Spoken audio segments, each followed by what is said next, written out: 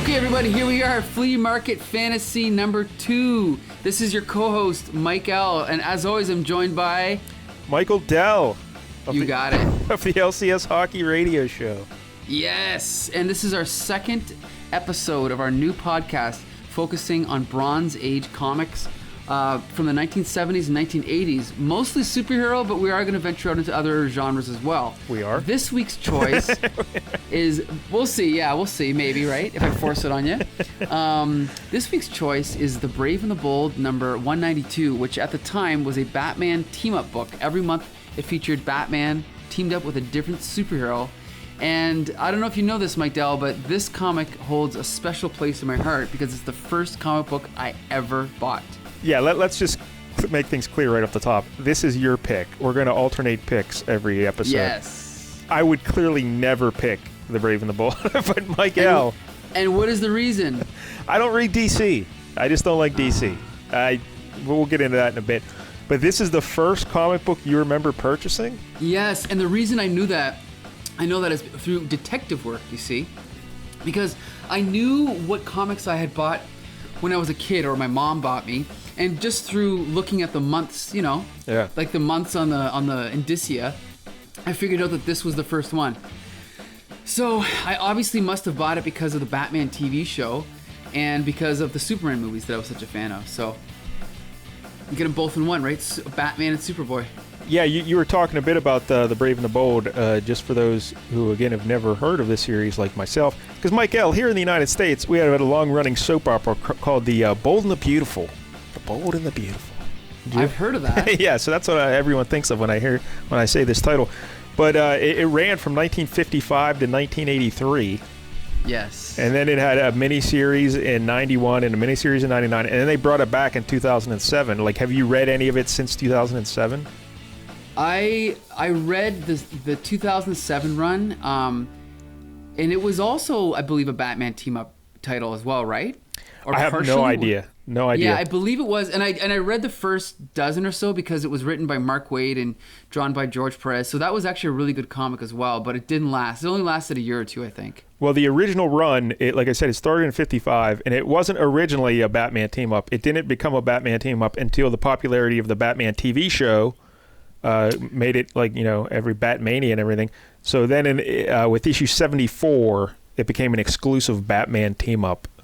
Interesting. Okay. And then we should say there's also like a little backup story in each issue as well. And we'll talk about that a little bit later. Absolutely. But the main story, the main reason you picked it, Mike L., is because it's Batman and Superboy, right? Right. Yeah. Right.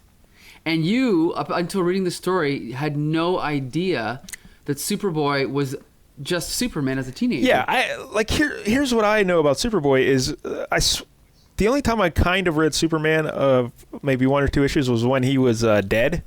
Remember when Doomsday killed him? Okay. And there's like a real cocky Superboy back then, like with a wacky haircut and sunglasses. So who was that Superboy? That was a clone good Lord. Of the DNA of Lex Luthor mixed with Superman. Okay. And his name was Con-El, I believe. Con-El. So we have Jor-El, Kal-El, Michael, and Con-El. And no, completely different character. This version of Superboy was actually introduced, I believe, back in 1945. And he lasted all the way to 86. Because wasn't there, I seem to recall like in the old days, wasn't there also like a super dog and a super girl? And, isn't that self-evident? Of course there was. There was a super horse. There was a super monkey. Really? A super monkey? I didn't know this. Beppo the super monkey. What the hell? How are we not reading super monkey comic books on this show? Well, you never know what might be next in my pick list, right? All right. Yeah, I had no idea there's a super monkey. I got to get in on this. Mm-hmm. Absolutely. But so how do they explain all these different super girls and super monkeys and what was going on there? I believe most of them happened to be animals that lived on Krypton. They survived its destruction. And so, they have all of the powers that Superman has. How did they possibly survive the destruction of a planet? I believe they just flew away. I'm not sure, to be honest. I don't remember exactly what happened. Yeah. But it was a simpler time, right? But on Krypton, none of them had superpowers. Weren't they just normal on Krypton, but it's only our sun that gives them the powers? You know what? That's a good point. I don't remember how they explained all that. I think some of them might have gotten their powers in other ways, but I know the Crypto is definitely from Krypton. I'm not sure how they explained that, about how he might have, maybe he was on a space mission. No, that doesn't make sense either, because he still wouldn't have had powers. You know what? We're going to have to look into this, because I don't know. All right. Yeah. I hate to be punching holes in DC's, logic, but the main point here is with this issue is Superboy is just an earlier version of Superman, and they can't coexist. They're like from an earlier, Superboy is from the earlier timeline, and Superman is from the current timeline. Right. And this is one of the rules of time travel in DC, is that two different versions of a person cannot exist at the same time. So, like you said, when Superman travels back in time, it automatically pushes Superboy into 1982. Yes. And I guess Superboy, what was it in the book? 1961 is where he came from in the book, I think. I think they say 67. 67? Holy hell. Yeah, I think so. Yeah. But anyway, all right. Well, Michael, why don't you, we'll start with the general plot of the story, and then we'll break down the writer and the artist and all that kind of stuff. So why don't you describe it? So, yeah, basically Batman is on a case. He's investigating sort of a robbery, and in his narration, we find out that he has promised Superman that he would let Superman help him foil these bad guys. And so he activates an ultrasonic signal, just like Jimmy Olsen's ultrasonic watch that he has. And it's a signal that only Superman can hear. So we cut to Metropolis, and Superman is on his way to help Batman. And then something happens as he's flying, and he basically vaporizes, disappears, and is replaced by Superboy. Then from there, we get a brief scene where we also see Superboy in the past, but for the most part, we just follow Superboy and Batman foiling these criminals and then trying to figure out how he got to 1982 and then how to get him back. And that's pretty much it. Pretty straightforward. Yeah, the Superboy did come from 1967. The 7 looks very much like a 1, but yeah, it's 1967. Okay. Now, the villain in this story, Michael, is a fella named IQ. Of course, yes. IQ, yeah. What does that stand for? It's Ira Quimby is his name. Yes. Great name, right? Now, I had never heard of him. Or are you familiar with IQ? I'm only familiar with him from this story. I don't think I've ever seen him in anything else, to be honest. Well, I looked up some Ira Quimby. He was created by Gardner Fox and Carmine Infantino, and his first appearance was in Mystery in Space 1963. He was originally a Hawkman villain. Okay. And he developed a genius IQ due to radiation exposure. Nice. Yeah. And if only we could all be so lucky. Right? Yeah, most people just get cancer. So he looks like a little bit like Plastic Man in the face and the glasses, I would say. I don't know. Yeah, he's kind of got the wrap, almost like goggles-ish type glasses, right? Yeah. But I guess he's just like a bootleg Lex Luthor. Like he's a knockoff. Like he's just a smart guy. But he's like a small-time criminal. Yes. He's not a big world domination guy. Right. And back in those days, there was a lot of villains like, say the Riddler, who, they didn't have any powers. They couldn't fight, but they were just clever. And they just, committed crimes and were really intelligent. That was it. So his plan here is there's going to be sunspots. There's sunspot activity. And he wants to harness the sunspot energy to like really soup up his own intelligence. So he'll become the smartest man ever. Mm-hmm. That's the idea here. And I guess somehow does he get rid of Superman on purpose so he can't interfere with his plan, or so Superman can't absorb the radiation? I can't. That's a good question. I just read it again, and I don't remember exactly why he did what he did. I think that was the idea, that he wanted to get Superman out of the way, so Superman wanted to absorb all the sun's energy and screw things up. Yes, he says here, the ultra-dense mass of Superman would have absorbed all the radiance, but sending him to Earth's prehistoric past took care of him. Yeah. My time shield will prevent him from ever returning again. So that's what happened. Yeah, but it screwed up. And it didn't send him into the ancient past, right? It only sent him to 1967. Yeah. Right. So then the Batman and the Superboy, they have to go through and they have to figure all this out. And then they track down Ira Quimby, and they thwart his plans. But basically, the whole time, Batman's just a dick, right? He just keeps ripping on Superboy. I have to agree, he kind of is a dick. Yeah. Yeah. Every time Superboy does something, he's like, "Well, you screwed up there, Superboy. Could have been better there. You know, got to get better than that, Superboy. And my favorite, wait, I'm trying to find it. A guy's got a gun, and he's about to, you know, shoot people with a gun. And I guess Batman, he's going to shoot Batman with a gun. And Superboy blows it up with his heat ray vision. And he says, hey, Batman, that was pretty good, right? He goes, well, you could have done better. You could have melted the bullets after they've been fired. No exploding shrapnel to damage your quarry or an innocent bystander. Yeah, just wait till the bullets are fired. I know, it's ridiculous, right? That makes no sense. Back in those days, Superman, it would happen all the time. Superman would hear a gun go off, then he would change into Superman, and then he would catch the bullets. It's ridiculous, but I guess they were still operating by that logic at this point, right? So yeah, so Batman's trying to be like Superboy's mentor through all this, trying to give him tips and how to be better at the job and everything. But yeah, he just comes off like a dick. And then really, if you take a step back and you look at what they're doing, Batman's just leading Superboy. He's corrupting this poor youth, and he's leading him on a crime spree. Because, you know, they're doing breaking and entering. They're threatening people. That's commonplace. I mean, Batman does that every issue. He has them violating people's privacy because he just when they're looking for the Ira Quimby's secret base, he's like, well, just fly around and look through everything. And Superboy just starts flying around, X-ray visioning everybody, looking through other houses. And here's what I didn't understand, Michael, because this is taking place in Metropolis. Superboy goes up and he's flying and looking around for the headquarters. And the next thing you know, he's finding the old Ma and Pa Kent's home. They didn't live in Metropolis, right? So he's just flying around the world? I don't understand. No. See, he's not just using his X-ray vision. He's also using his telescope vision. So he's actually looking across half of the United States. Wow. Into probably Kansas, right? Or, you know, wherever it was located. Yeah, in order to see those headstones. So that's what's going on there. Okay. Oh, okay. Yeah. See, I didn't even understand the telescope. I had no idea. So he sees that Ma and Pa Kent are dead, and he's like, he feels sorry for himself. He's like, screw this. I don't want to do any of this. And so he tells Batman, he's like, I'm done. Forget this stuff. And Batman lays into him. He gives him like a pep talk, but he's just yelling at him. You know, quit feeling sorry for yourself. And I don't know. Is this how your parents trained you? He's a tough guy. He's not quite the Frank Miller tough guy, but he's still a tough guy at this point, right? Yeah, he's bossing around kids. That's what he does best. Yeah. So Superboy gets his confidence back, and they go and they get the Ira Quimby, but Ira Quimby's got a little surprise for him.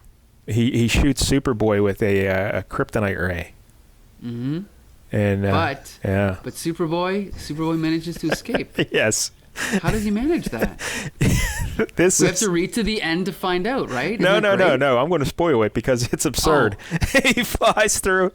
He says when he flies through Ira Quimby's secret base, which had lead lining in it, he quickly crafted lead underpants, and he's wearing the lead underpants. And that of course, genius, right? That's suppressed the kryptonite enough that he could break free, and then he flies out into space, and he absorbs all the incoming sunspot radiation before they get to Quimby. And that, while he's doing that, it also breaks the time barrier. So Superman from 67 comes back, and Superboy goes back the other way. Awesome. Yeah. I also got to say, there's a point when he's in space, and he's looking at the tidal wave of light that's coming, and he's like, looks like a tidal wave, but it's only light, and I can fly lots faster. It's so great. I love it. Well, Michael, he made lead underpants like in a split second. He did. I love it. He flies through the wall, and in that instant, he makes lead underpants. Well, I don't know what is happening here. But you know what's great is he actually, Superboy points out, he says, you told me to think ahead, so I did. Right? Lesson learned. I love it. Oh, my goodness. Who wrote it, Michael? It was written by Mike W. Barr, who wrote a bunch of Brave and the Bold issues around this time, and then he went on to have a long run on Batman and the Outsiders, which was also drawn by the same artist, Jim Aparo. But so that featured Batman at first, and then in a team of superheroes, and then eventually Batman left, and then it continued on as just the Outsiders. Yeah, this Mike W. Barr guy, I was unfamiliar with his work. His first writing credit was an Elongated Man backup story in Detective Comics 444 in 1974. Now, Really? Elongated Man, it's just Plastic Man, but not as interesting. Is that all he is? I don't know. He's kind of, yeah, to be honest, I mean, he's kind of like, because Plastic Man was created by, what company was it? Quality Comics, okay. I think, right? Well. And Elongated Man was DC's kind of cheap imitation, but then eventually DC bought Quality Comics, so they didn't really need Elongated Man anymore, Yeah, you know? I could see that. Yeah. And yeah, like you mentioned, he created Batman and the Outsiders with Jim Aparo, and that started in 1983. And because the Bold and the Brave or whatever this is, it lasted until issue 200. So it lasted about 8 issues after the one we're doing, and they quit it. And the reason why they stopped it was because they said they wanted to have a title that seemed more representative of the modern comic age. And I would say my big complaint about this issue, Michael, is it reads like something out of the 1960s. And not the 1980s. Here's the thing. DC at this point, I mean, was not selling nearly as well as Marvel. Yeah. And you could argue that this issue is indicative of why. Yes. However, I think, like, I'm just wondering, have you ever read Watchmen or Dark Knight Returns or anything? Yes, I've read Watchmen, yes. Okay, so this is obviously pre-Watchmen. Now, after Watchmen came out, everything imitated Watchmen, and especially at DC, right? So all DC comics really changed after Watchmen came out, and then they had the Crisis on Infinite Earths and all that. But at this point, DC comics were much more innocent, right? Yes. So you could definitely say it was closer to the 1960s style. But, you know, when I was, how old was I? 7 years old when this came out? It was perfect for me, you know? So yes. If you're out there listening and you're 7 years old, give this one a shot. You'll enjoy it. Absolutely. But, you know, you're middle-aged shut-in like myself. Not that great. But you know what, though? I guess the other question is for me, I think sometimes stories like this, they hold up better than ones that are trying to be too adult. You know what I mean? I suppose. But we'd have to get into specific examples later on, I guess. But this is the height of like innocent comic bookdom, like this Absolutely. Batman and Superboy. If you're into that stuff, you'll love it. If not, because here's what I like in comic books. I like fights. If you go back to last week's episode with Captain America 249, what was going on, Michael? He was fighting robots. There's just a lot of fights with robots, the whole issue. Here we barely have any fights. We get a guy shooting some bullets at Superboy bouncing off his chest, and then we have Batman jump through a window and like kick an elderly man in the face, and that's it for fighting. That's it. That's not good enough for you? No, I need more than that. I need some actual punches. You know what's funny is that's one thing I kind of liked more about DC back in the 60s and maybe even in the 80s, is that they focused more on...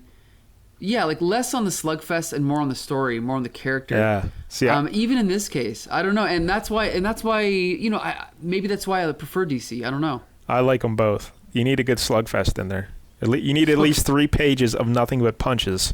Yeah. To be good. Okay. There's something else I wanted to mention here. You mentioned the Batman and the Outsiders took over, and the other heroes in that team with Batman, Black Lightning, who I loved. Mm-hmm. I did read Black Lightning when I was a kid. I read like he had some issues in like Detective Comics and stuff. He would pop up, and I used to like Black Lightning. Metamorpho, who I'm not too familiar with, but then when I saw him, I was like, oh, I recognize that guy. But he just changes into different elements and stuff. Is that his gig? Yeah, I think any element. Yeah, he can change his body into any element. All right, then you got Geoforce, who I never heard of. He can control the earth. Like, you know, like dirt and stuff, I guess. Controlling dirt's good. Katana. Is that like a Suicide Squad person? I think she is in Suicide Squad. Yeah, she's in the movie. Yep. Okay. Then you have someone named Looker.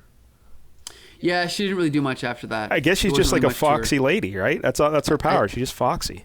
Yeah, I'm not sure what her powers are. I don't know anything about her, to be honest. Yeah. And then the final one was Halo, who I don't know. She kind of I think she has light powers, right? Yeah, her costume looks like a combination of all the Power Pack kids.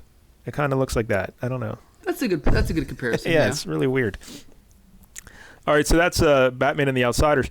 This Mike W. Barr, he also wrote a bunch of Star Trek stuff, and he also created Camelot 3000 with Brian Boland in 1982. And Camelot 3000 was like an updated version of King Arthur and all that stuff. but it was the first comic book. It was a direct market comic, and it was also the first comic book printed on Baxter paper. Yes, which I've talked about in the past. I don't know if you remember, but Yeah. I have totally advocated for Baxter paper. It's the thick white paper, right, with the better printing, which they don't really use anymore for anything, as far as I know. Yeah, from what I understand, they don't use the Baxter paper anymore. I don't remember. It's not the glossy stuff, but it's really white, and it makes the colors very bright, I guess. Yeah, it's not. Yeah, it's thick and white. It's not shiny, but it's definitely thick and white. And they might have used it for. I don't know if you ever remember Tales of G.I. Joe. Did you ever get that? The reprint series? No. Okay. It was used for that. It was used for the trade paperbacks. All the trade paperbacks from the 80s were all in Baxter paper, I think. Yeah, I think I read like Teen Titans back then was using it or something. There you go. That's one. Yep. But so there you go. That's Mike W. Barr. And now the artist for this issue, Michael. Tell the kids who drew this issue. So this is an artist named Jim Aparo who started out for, I believe it was Charlton Comics. Yep. And I think he was brought over by Dick Giordano. And I think he initially did Aquaman. And he also had runs on Phantom Stranger and The Spectre. He had a really famous run on The Spectre. And he's usually overshadowed by Neil Adams, but he eventually did start drawing Batman in the 70s, I believe. Yep. And then he became the permanent artist on Brave and the Bold. Then he followed Mike W. Barr to Batman and the Outsiders, did that for a couple of years. Then he became the permanent artist on Batman for years, then moved over to Detective, and I think his last monthly assignment was Green Arrow. But he was a mainstay at DC for like 20 years at least. And he drew the famous Death in the Family storyline, correct? Yes, absolutely, yep. And to be honest, Death in the Family, he was still really good, but he was better when he was on Aquaman in the 60s and 70s, and he was better even here, because here he's inking his own stuff, and if you notice, he doesn't draw 22 pages. He only draws like, I think it's 17. So I think it actually was really hard for him to keep up like a monthly schedule at his full quality. And so this is an example of him at his earlier, better style, I think. And when I first read this, I didn't really take note of him, but after reading Death in the Family and then years of seeing his work as I got older, actually it was probably from doing Comic Book Syndicate, because we reviewed Death in the Family years ago on the Comic Book Syndicate, and that's what really made me take notice of his art, and I love him now.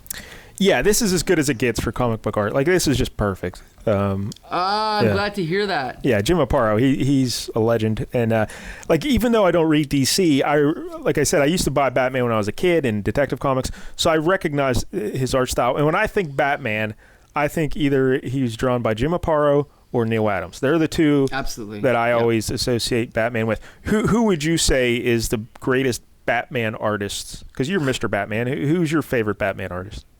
It's probably Jim Aparo. Yeah, that sounds about right. Yeah, like you could argue that Neil Adams is the better. He's maybe better at rendering the human figure, but I think Jim Aparo is a better storyteller. Like you can see, there's this one page I just love in this issue. Yep. It's page 5. It's where Did you tweet it out earlier? Because I did. Yes. The one where Superman is reading the paper and then he changes into his costume in the storeroom. Like, we've got 1, 2, 3, 4, 5, 6 silent panels, and it's just beautiful storytelling. And the composition's great, the color's great, everything. It's just perfect. Yes, that page is spectacular.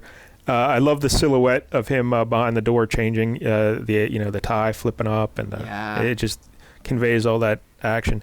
Yeah, Jim Aparo, this is great stuff. Like, if you love comic book art, it's as good as this gets right here. This is top notch. So. And the simpler style of color, I think, really, it works with his style, right? Like, the night sky is sort of like dark purple, and the moon is yellow, but it doesn't matter. It's not realistic. It just looks perfect for this style, right? Yeah, this is what you want in comic, like printed on the newsprint with the simple colors and great storytelling. This is what you want. Absolutely. Comic book art. Yep. Perfect. We should say there was a backstory after this. It featured a backup. Yeah. It featured Nemesis. Now, I have no history of Nemesis, no concept of Nemesis. What should you tell the kids about Nemesis, Michael? Well, you know more than I do, because even though I've owned this comic for 38 years, I have never, ever read this backup story until today. Yeah. So I know Nemesis from seeing his entry in Who's Who, but other than that, I don't know anything about him. Did you end up researching him or anything? A little bit, but even that was boring, so I didn't really pay attention. Okay. But he's kind of like a spy, right? Yeah, he's like a master of disguise. And he can imitate anybody. And apparently he just like sprays some chemical on his face or something. Like it shoots out from his collar and he changes his face. I don't know what's happening.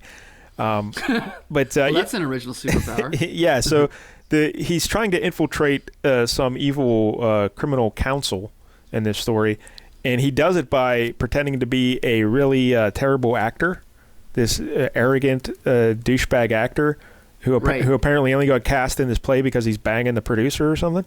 Something like that. Yeah, so but then when Nemesis goes out, like the guy goes out for a smoke break, Nemesis conks him over the head, he steals his identity, goes back in, and when Nemesis goes in, he's suddenly like the greatest actor ever. You know, he's like, and people never, oh my God, this actor's so great. It's actually Nemesis in disguise. That's why. Of course, because he's obviously a good actor. That's why he's so great. So I don't know. It's really, it's something. I don't know. Well, the other thing is, you know, it's only 6 pages, and it is possible to tell a complete story, but they don't tell a complete story, right?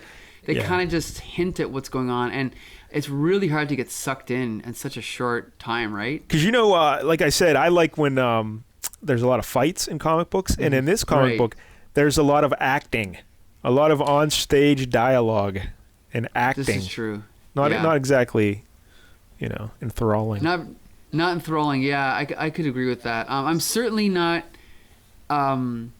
I don't have much incentive to continue reading more Nemesis stories. I don't think this is terrible, but yeah, I'm certainly not intrigued enough to read more, right? From what I read, I guess he ends up as a member of the Suicide Squad at some point. Oh, that's right. Oh my God, I forgot about that. Yeah.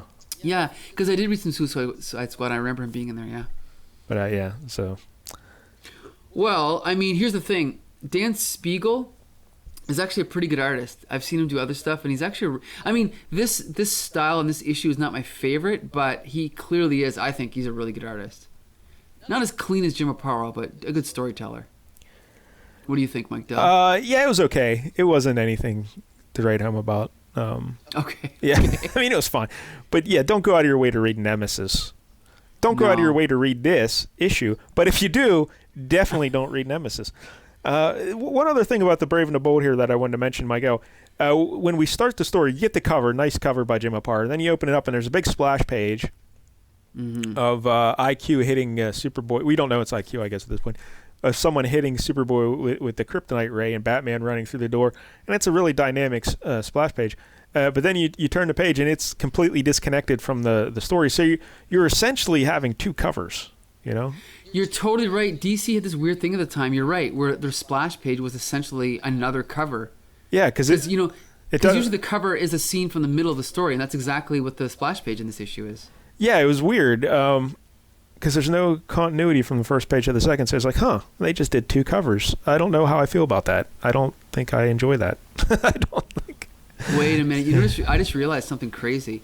This is something that Watchmen did. Okay, I think that if you take the cover and then you look at the splash page, it's almost... Oh, no, I was going to say it's a moment later, but it's not, is it? It's not at all. Nope. No, it doesn't match. You're right. Okay. My mistake. But I mean, it was an interesting choice, but I was wondering if that's something DC did a lot, or it was just Bold and the Beautiful, or Bold and the Beautiful, Bold and the Brave. No, definitely something. No, DC did this all the time, and it was so confusing. It was almost like a waste of a page. Yes, exactly. Yeah. I mean, it's a great picture. Aparo did great work there on this splash page, but it just seemed weird. Like you're just delaying the story again. So I don't know. Seems strange. All right. So what else about The Brave and the Bold, Michael? Anything else you need to say about this? I can only say that from doing the comic book Syndicate and really getting reestablishing my love for Jim Aparo, I did actually end up and going back and digging through back issue boxes, and I've got almost every issue of Brave and the Bold from about 120 to 200 now. Wow. I'm very proud of that fact, yeah. And you know what? I'll say one thing is some of them are really badly written because they're written by a guy named Bob Haney, who's kind of got a infamous reputation as being someone who didn't care about continuity at all and characterization. But I'll tell you, when Jim Aparo's drawing it, it doesn't matter who's writing it. I think it's always good. Yeah, like I wouldn't recommend going on your way. Like I guess we've been rating these 1 out of 10. I'd give this like a 3. Like, and that's just for Jim Aparo's work. If you want to see what comic book art is, this is what you want to look at. So definitely check it out for Jim Aparo's artwork. But other than that, like I said, it's like the 1960s. If you really like 1960s stuff, golden age stuff, then you probably tolerate it more than I did. But yeah. Okay, I'm going to say the story is not spectacular, but it's definitely straightforward and innocent and fun. So the story, okay, I'll give a 6 out of 10. The art, I'm going to give a 10 out of 10, okay? So right. what does that average to? 8, I think? There you go, 8. I think the average is still 3 when you bring it all down. Okay. Still 3, yeah. Okay. Oh, yeah, so there it is, The Brave and the Bold. Yep, my first ever comic book. Wow, I can't remember what my first ever comic book would be. I mean, I don't have any direct memory of purchasing anything in particular. I'm trying to think what the oldest one I would own, like if I did the detective work like you. I know I had the first issue of Kitty Pryde, X-Men 129. That's like, what, 77-ish? 78-ish? No, first Kitty Pryde is probably... 79-ish? Oh, you mean the first appearance of Kitty Pryde? Yeah, okay. 129. Yeah, I don't know. I could... let's Google that right now. Hold on. Yeah, this is the part where we Google things. 129. Let's find out. So that was January 1980. Oh, all right, really? so 80. So maybe that would have... Interesting. Okay. So yeah, you're a year older than me, and this was 2 years before my first issue, so it's about right. Yeah. I mean, I could have had stuff older than that, but that's definitely one I remember that I purchased, but I don't know. Mm-hmm. And you know what, though, I gotta say one more funny thing about buying comics at this time is that it was always funny to me how I would buy like Brave and the Bold 192, and then I'd get 200, and then I would love them, and I would read them, and I'd read them again and again and again, but I never thought to get like the other issues. I was always just happy to have these scattered, disconnected issues, and I would just go back and read those handful of comics over and over again, but I just never had the compulsion to, get them all. Well, even though I love them. When I was a kid, Michael, the way you go to the newsstand and you just look at all the comic books and you pick the best cover, right? Isn't that right? That's what I did. So, and I wanted people punching each other on the cover. That's what I wanted. I wanted a big fight. Yeah. That's what I. You didn't get it here. Sorry. No. Well, again, Batman did kick an elderly man in the face, so that was something. That was pretty good. But I enjoyed that part. Anyway. All right. So what do we got for next week, Mike Dell? Well, we got to cleanse our palate from this nonsense. Okay. Brave and the beautiful or bold or whatever the fuck it was. So next week we're gonna go Daredevil 161. Nice. Daredevil 161. Ooh. This features Daredevil versus Bullseye, and you get some Black Widow in there. She has a role in here, but it's drawn by Frank Miller. I was gonna say it's not. Now, is it written by him too? No, I believe it's written by Roger McKenzie. This is before he took over both writing. This is when he was just the artist, but I really loved Frank Miller, the artist, back then. I think his work is vastly underrated back then, so I wanted to highlight Frank Miller, the artist. So Daredevil 161 next week. All right. See you then.